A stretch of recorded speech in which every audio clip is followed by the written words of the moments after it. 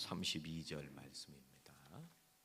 누가복음 15장 25절부터 32절 말씀.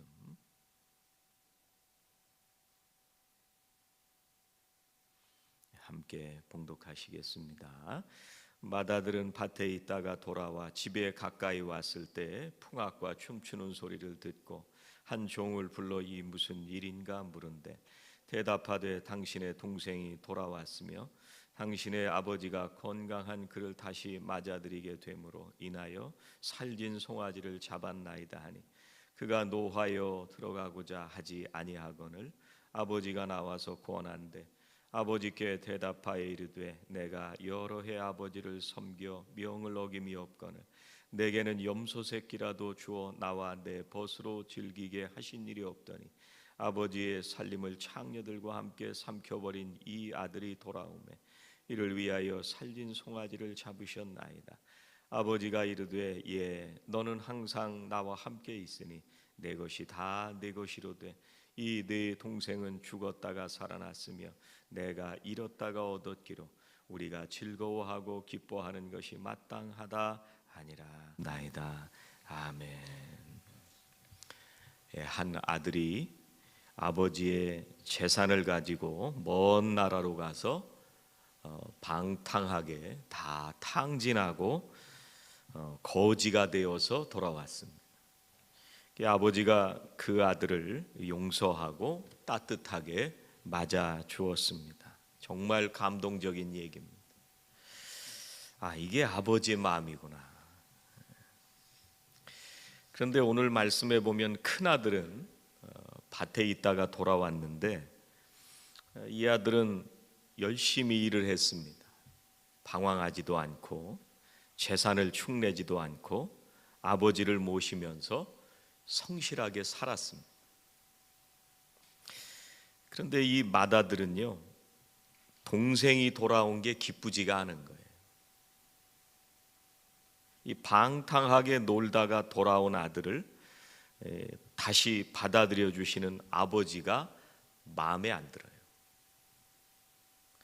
그 아버지에게 화가 나서 잔치에 들어가지를 않으려고 합니다.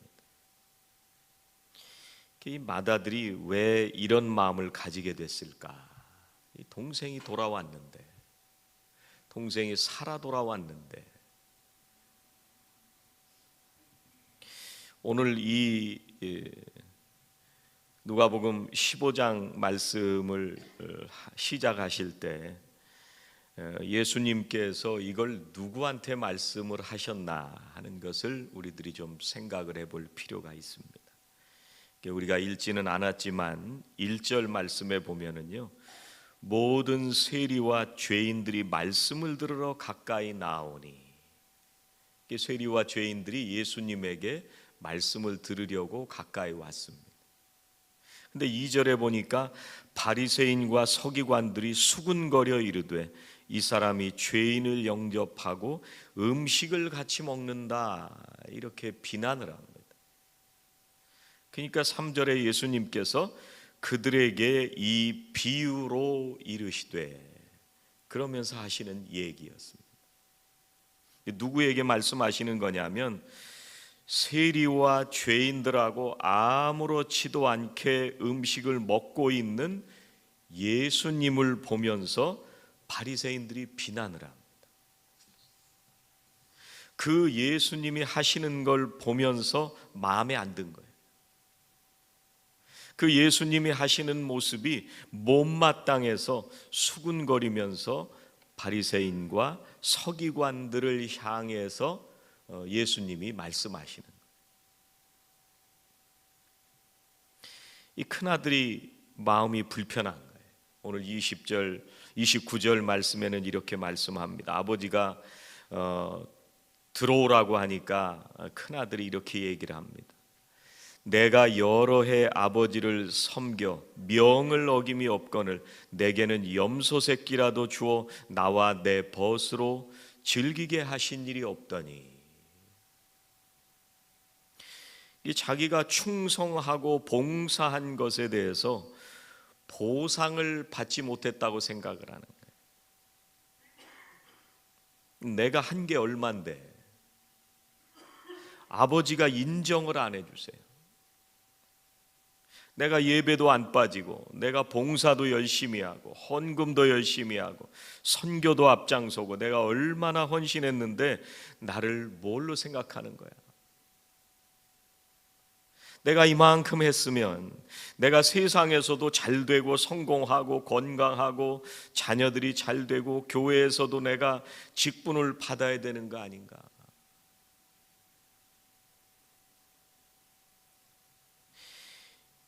이 미신이나 우상은 다 이런 방식입니다. 내가 복채를 많이 내고 내가 열심히 하면 거기에 맞는 보상이 있어야 된다고 생각을 합니다. 그리고 내가 하는 것만큼 은혜와 보상을 신이 베풀어 줘야 된다. 이게 미신입니다. 근데 성경은 이걸 뭐라고 얘기를 하냐면 인간의 의다 이렇게 얘기를 합니다. 로마서 1장 17절은 이렇게 말씀하십니다. 복음에는 하나님의 의가 나타나서 믿음으로 믿음에 이르게 하나니 기록된 바 오직 의인은 믿음으로 말미암아 살리라. 이 사람이 하는 게 중요하지 않다는 거예요. 사람이 하면 얼마나 하겠느냐 그런 말씀입니다. 사람들은 대부분 얼마나 수고했는지를 자랑하고 인정을 받아야 하고 자리를 차지해야 된다고 생각합니다. 그러다 보니까 복음은 사라져버리고 우리가 몸담고 있는 이 기독교를 다른 여러 종교나 미신 가운데 하나로 전락시키게 됩니다. 이게 유대인들이 믿던 종교도 이런 식이었습니다. 사람들이 신을 왜 믿느냐, 또 신앙생활을 왜 하느냐, 여러 가지 동기 때문에, 여러 가지 원인 때문에 신앙생활을 하거든요. 어떤 사람들은 두려움 때문에 신앙생활 하는 사람들이 있습니다. 이게 잘못하면 혼날까 봐. 그거보다 이제 조금 나은 사람들은 어떻게 생각을 하느냐 하면 보상을 기대하면서 신앙생활을 하는 사람들이 있습니다. 내가 잘하면 내가 보상을 받겠지. 그리고 또 어떤 사람들은 의무 때문에 신앙생활을 하는 사람들이 있습니다. 하나님을 믿는 사람들이 당연히 이게 성경에도 있으니까 내가 해야 될 의무다. 그렇게 생각하고 신앙생활을 하는 사람들이 있습니다. 이런 모든 동기들은요, 세상의 종교들이 하는 방식입니다. 이걸 율법주의다 그렇게 얘기를 하기도 합니다. 그런데 예수님은 지금 다른 말씀을 하고 계시는 거예요.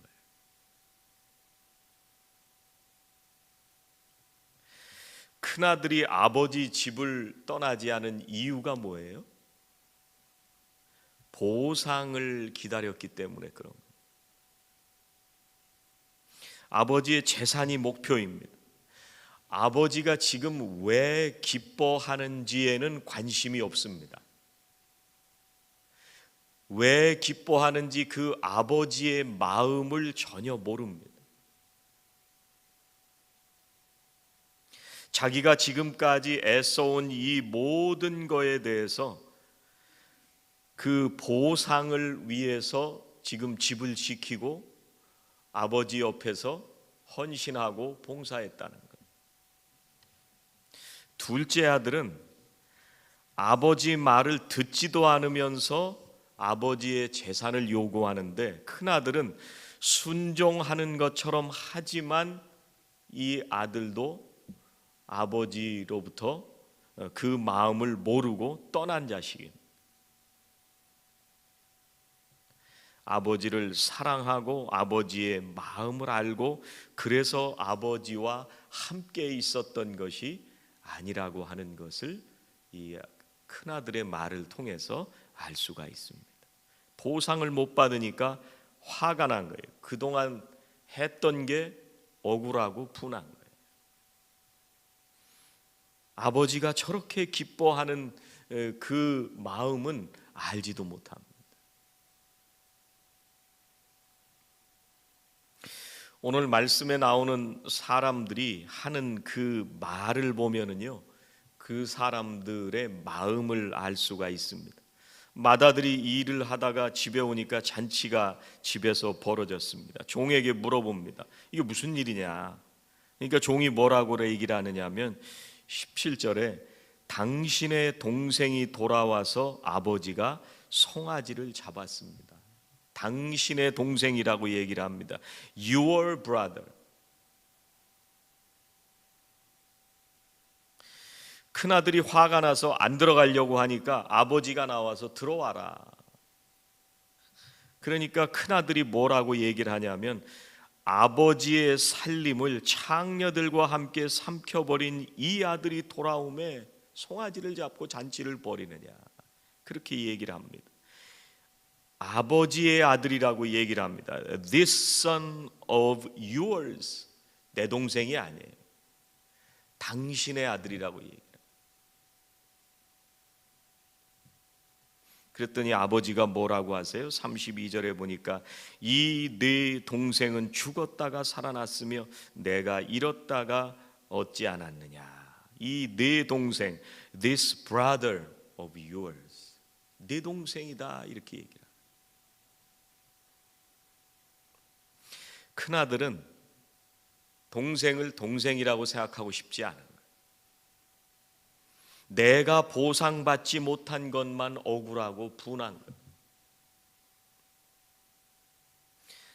동생을 생각하면 아버지 재산을 다 탕진했죠. 이 창녀들과 함께 방탕하게 지냈죠. 그것만 눈에 보이는 거예요. 그래서 그 동생을 비난하고 정죄합니다.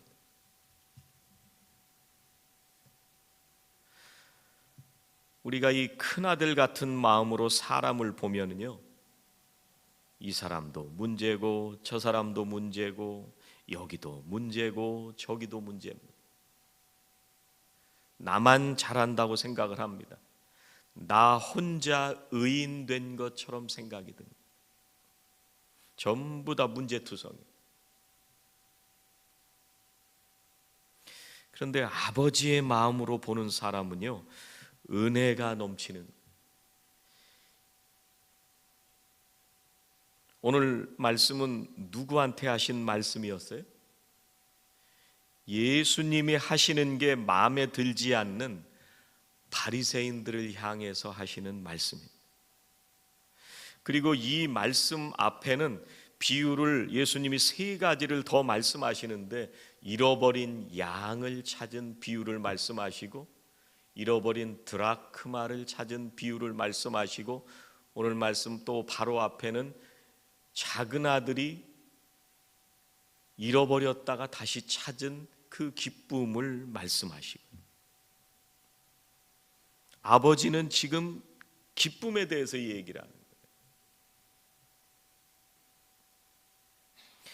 지금 아버지가 돌아온 자식을 위해서 베풀어 준 잔치는 무슨 잔치예요?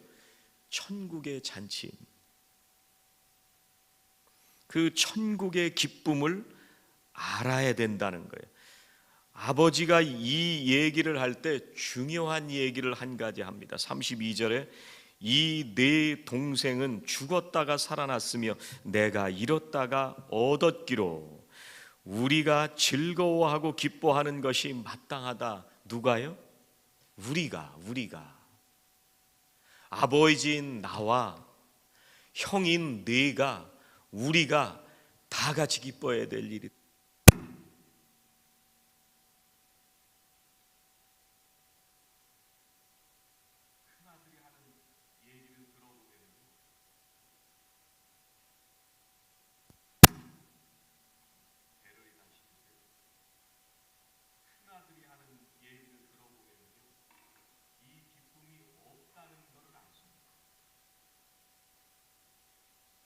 아버지와 이 큰아들의 시각이 이렇게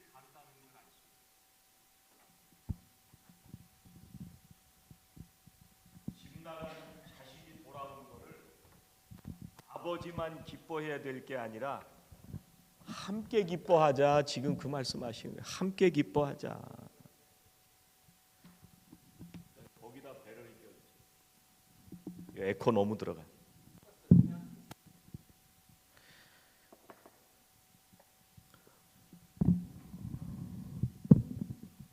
함께 기뻐하자. 함께. 오늘 우리들이요, 열심히 교회 봉사는 하는데 천국의 기쁨은 모르고 천국의 그 잔치에 들어갈 생각이 없는 분들은 혹시 없으신지요? 수고한 만큼 대접받지 못해서 화만 나고 잃어버린 영혼에는 관심이 없고 내가 불공평한 대접을 받고 인정을 받지 못할 때 서운하고 화가 나고 영혼을 살리는 기쁨은 알지도 못하면서 교회만 왔다 갔다 하고 있지는 않아요.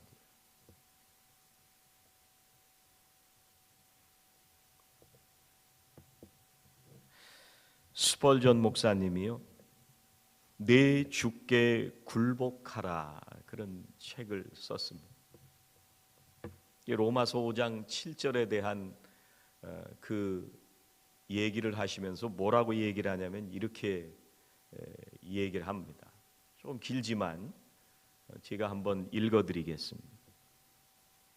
고귀한 사람을 위해 목숨을 버리는 건 그렇다 치자, 우리 같은 악인을 위해 목숨을 내놓는다는 것이 말이나 되는 얘기인가? 아무리 생각해도 이건 이해가 안 되는 지나친 뜻밖의 행동이다. 예수님은 나는 잃은 자를 찾고 구원하러 왔노라 말씀하신다. 예수님이 가장 소중하게 여기시는 것은 사람이다. 아픈 사람, 외로운 사람, 낙심과 절망 속을 헤매는 사람, 지긋지긋한 습관과 중독, 그리고 틀어진 관계 속에 살아가는 사람들을 위해서 오셨다.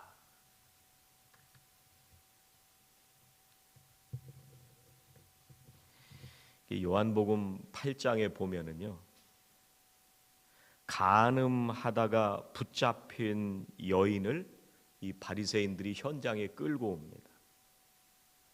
이 바리새인들은 모세 그 시대의 율법을 따라서 그 여인을 돌로 쳐서 죽일 수도 있다는 그런 율법을 가지고 있었습니다. 예수님에게 데리고 와서 예수님이 어떻게 하시나 그걸 보려고 끌고 온 거예요. 바리새인들이 뭐라고 생각했냐면 예수님이 이러지도 못하고 저러지도 못할 거다.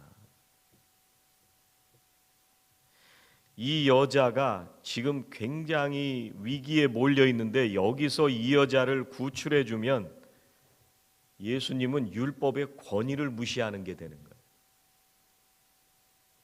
반대로 이 여자가 돌에 맞아 죽게 내버려 둔다면은요, 예수님은 무자비한 사람이 되는 거예요. 그동안 사랑에 대해서 얘기를 했는데 그러면 예수님의 말이 안 맞는 얘기가 되는 거예요.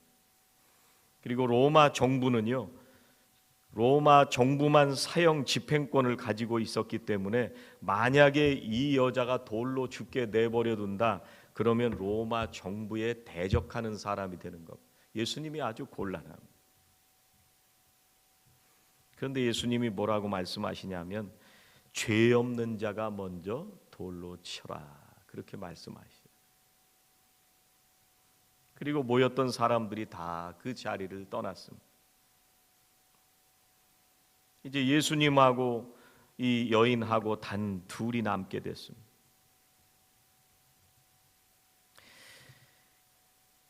이 여인은 태어나서 처음으로 용서와 자비를 경험했어요. 주님께서 말씀하십니다. 나도 너를 정죄하지 않는다.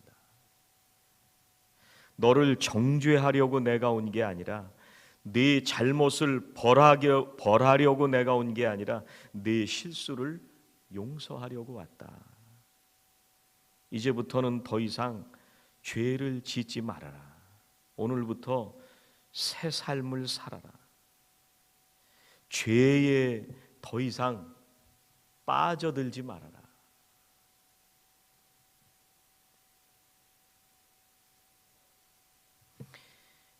이 여인과 같은 주님의 용서와 자비를 경험한 사람들이 우리들입니다.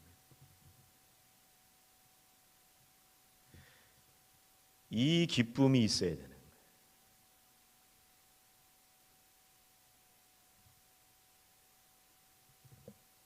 20절에는 이렇게 말씀합니다. 우리가 읽지는 않았지만 둘째 아들이 자기가 잘못했구나 하는 걸 깨닫고 이제 아버지한테 돌아가야지 하면서 20절에 이렇게 말씀합니다. 이에 일어나서 아버지께 돌아가니라. 아직도 거리가 먼데 아버지가 저를 보고 측은히 여겨 달려가 목을 안고 입을 맞추니. 아직도 거리가 먼데 아버지는 아들이라는 걸 알아봤어요. 그렇게 거리가 먼데 어떻게 이 아버지가 아들인 줄 알아봤을까? 아마 오늘 예배하시는 분들은 이 아버지의 마음을 아시리라고 생각이 됩니다. 아버지는 날마다 마을 어귀에 나가서 아들을 기다렸기 때문에 그런 거예요. 자식이 인생을 방황하고 또 이 세상에서 허랑방탕하게 길을 찾지도 못하고 고통 가운데 살아갈 때 부모는 절대로 편안하게 잠자리에 들 수가 없습니다. 자녀가 돌아올 때까지 안식이 없습니다. 얘가 어디서 밥은 먹고 다니는지, 얘가 아프지는 않은지, 무슨 일을 당하지는 않았는지 걱정하느라고 잠을 잘 수가 없어요.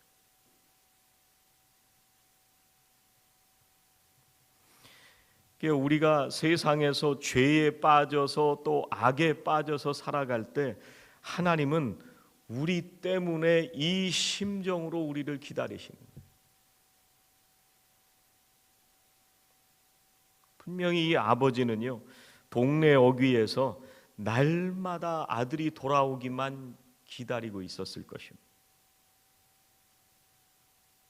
누군가 저기 멀리서 사람 같은 것이 나타나기만 하면 달려가서 저거 내 아들 아닌가, 내 아들 아닌가 뛰어가 봤을 거예요. 이게 죄인을 기다리는 아버지의 마음. 그 아버지 덕분에 우리가 하나님께로 돌아갈 수가 있는 것. 하나님께 돌아가기만 하면 우리를 외면하지 않으시고 따뜻하게 맞아주시기 때문에 그렇습니다. 우리를 불쌍하게 여기시고 달려와서 목을 안고 입을 맞추시고 우리를 맞아주시는 분이 아버지이시오. 하나님의 이 무한하신 사랑과 긍휼하심 덕분에 우리는 멸망하지 않고 용서받고 구원받게 된 거예요. 아버지는 맏아들이 이 마음을 알기를 원했던 거예요. 우리가 같이 기뻐하자. 우리가 같이 기뻐하자.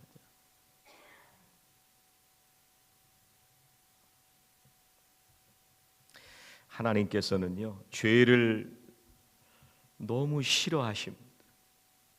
그리고 악에 대해서는 분명히 심판하십니다. 그런데 죄인과 악인은 불쌍하게 여기시는 분이 주님이십니다. 죄인과 악인들이 심판받고 멸망하지 않기를 간절히 원하시면서 회개하고 돌아오기를 기다리시는 분이 하나님이십니다. 그리고 자식들이 돌아오기만 하면 그 아들을 무한한 사랑과 용서로 받아주시는 분이 하나님이십니다. 주님의 이 마음을 모르기 때문에 바리새인들처럼 우리들도 죄인과 악인을 미워하고 멸시하는 거예요.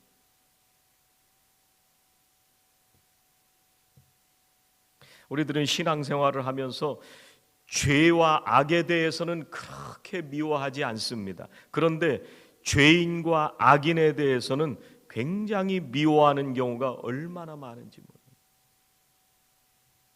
하나님은 반대로 하십니다. 죄와 악은 견딜 수 없이 미워하시지만 죄인과 악인은 불쌍히 여깁니다.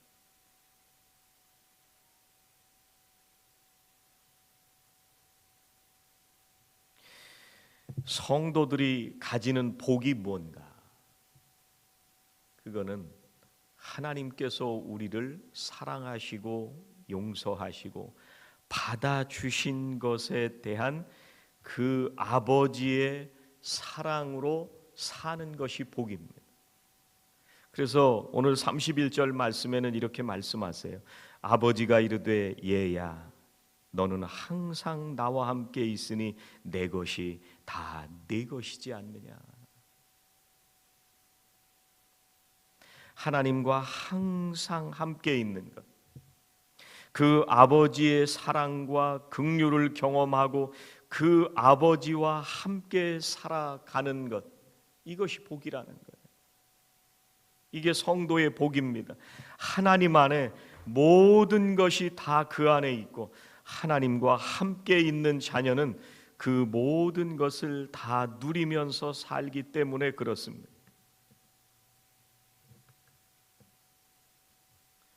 하나님께서는 우리가 그 사랑을 알면서 살기를 원해요.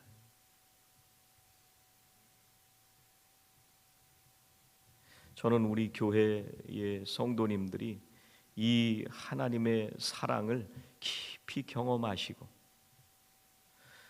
또 매주 우리가 예배하고 하나님을 생각하고 하나님의 말씀을 묵상하고 또 성도들과 교제를 나누고 속회를 모일 때마다 이 사랑을 회복하셨으면 좋겠어요. 어떤 때는 저도 잊어버릴 때가 있습니다. 신앙생활을 하다 보면 우리가 맨 처음에 나를 용서해 주시고 사랑해 주시고 구원해 주셨던 그 하나님의 뜨거운 사랑을 경험할 때가 있습니다. 이게 뭔지 이해가 잘 안 되시는 분들이 있다면 좀 경험해 보시면 좋을 것 같아요. 이게 말씀을 통해서 깨달아지면 이 확신이 들어오게 되는데, 그런데 정서적으로도 이게 한번 경험이 돼 보시면 좋을 것 같아요. 이게 어떻게 이런 걸 경험하게 되느냐? 복음의 말씀을 분명히 깨닫는 순간, 내가 얼마나 큰 죄인인지를 깨닫는 순간 이게 느껴져요. 그리고 어떤 때는 기도로 하나님 앞에 나갈 때, 어떤 때는 찬양하면서 나갈 때, 또 어떤 때는 하나님 앞에 회개로 나아갈 때, 이 하나님의 놀라운 신 사랑이 경험되고 다시 회복이 됩니다. 제가 디민 과정, 박사 과정을 할 때였는데요. 다른 도시에 가서 집중해가지고 공부하는 때가 있었어요. 거기 수업 중에 십자가를 묵상하는 그런 시간이 있었어요. 이 목사가 십자가를 얼마나 묵상하고 살겠어요? 매일 생각한다고 살지 않겠어요? 그리고 말씀을 묵상하고 기도하면서 살지 않겠어요? 근데 그 수업 시간에 주님의 그 십자가를 바라보고 주님이 얼마나 아프셨는지, 얼마나 고통스러우셨는지, 못 박히신 것을 깊이 묵상하는데 하나님께서 그 은혜를 다시 경험하게 하시더라고요. 그 감격과 놀라운 기쁨을 다시 물을 부어주시는 것처럼, 폭포수가 쏟아지는 것처럼 그 은혜와 감격을 다시 부어주시더라고요. 그게 있어야 신앙생활하는 거예요. 그게 있어야 아버지의 눈으로 다른 사람을 보게 되는 거예요. 이 아버지가 이걸 우리가 기뻐하자 그러잖아요. 우리가 같이 기뻐하자. 우리가 헌신하고 봉사하고 하나님 앞에 사명을 감당하고 주의 일을 하고 우리가 속회로 모이고 예배를 드리고 찬양하고 하는 모든 일들은 이것 때문에 하는 거예요. 이걸 아니까, 이게 너무나 기쁘니까, 이게 감사하니까 그래서 하는 거예요. 그러니까 모일 때 기쁘고 또 모일 때 감사하고 찬양하면 감격이 넘쳐나고 그럽니다. 어제 속회 신방을 갔더니 다 한 가지씩 해오셨어요. 한 가지씩 해오니까 너무 많아. 얼마나 감사한지. 내가 속회 식구들을 먹여야겠다, 그 생각으로 해요. 그때 한 집사님이 다음 주엔 우리 집으로 와. 또 다른 집사님은 우리 집은 맨날 오픈돼 있어, 아무 때나 와.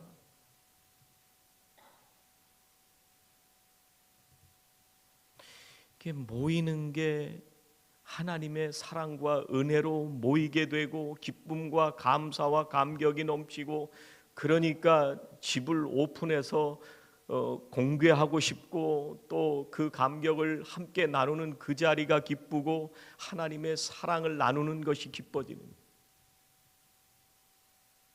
그러니까 모일 때마다 이런 것이 경험되는 그런 자리가 되시면 좋을 것 같아요.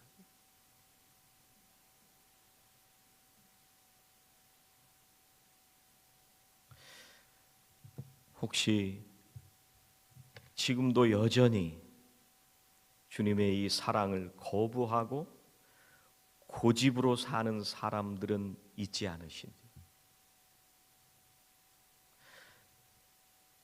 이 세상에 살아가는 동안 겪게 되는 수많은 일들 때문에 절망하고 고통으로 주저앉아 있는 분들은 계시지 않은지요.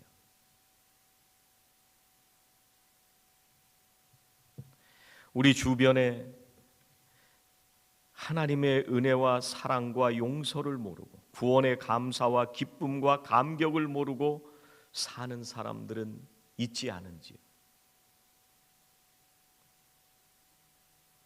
그런 사람들에게 찾아가는 것이 이 감격과 기쁨을 먼저 경험한 우리들에게 주시는 사명입니다. 마지막 절에 아버지가 이렇게 얘기합니다. 다시 봉독해 드리겠습니다. 이 네 동생은 죽었다가 살아났으며 내가 잃었다가 얻었기로 우리가 즐거워하고 기뻐하는 것이 마땅하다. 이 아버지의 말을 듣고 큰아들이 어떻게 반응했을까요? 작은 아들처럼 뉘우치고 집으로 들어가서 천국의 잔치에 들어갔을까요? 아니면 여전히 화를 내면서 천국 잔치 밖에서, 집 밖에서 아버지와 동생을 비난하면서 계속 살고 있을까요? 오늘 말씀은 여기서 끝입니다. 그 다음 얘기가 없습니다. 여러분은 어떻게 하시겠습니까? 함께 기도하시겠습니다. 하나님 감사합니다. 우리를 사랑하시고 생명 주셔서 하나님의 자녀 삼아 주시니 감사합니다. 우리가 아직 죄인 되었을 때 십자가에 대속의 은혜로 우리를 구원하셔서 오늘도 그 기쁨과 감사로 살게 하시니 감사합니다. 가장 귀한 것을 우리에게 베푸시고 오늘도 여전히 우리를 기다리시며 그 사랑을 알기를 원하시는 아버지 하나님의 그 마음을 우리도 다시 경험하게 하시고 회복하게 하여 주시옵소서. 아버지의 그 마음으로 나에게 보여주시는 한 사람 한 사람, 나에게 만나게 하시는 그 한 사람 한 사람, 그 사랑을 전하며 살게 하여 주시옵소서. 아버지와 함께 기뻐하며 이 땅에서도 천국을 사는 저희들 모두가 되게 하여 주시옵소서. 예수님의 이름으로 기도하옵나이다. 아멘.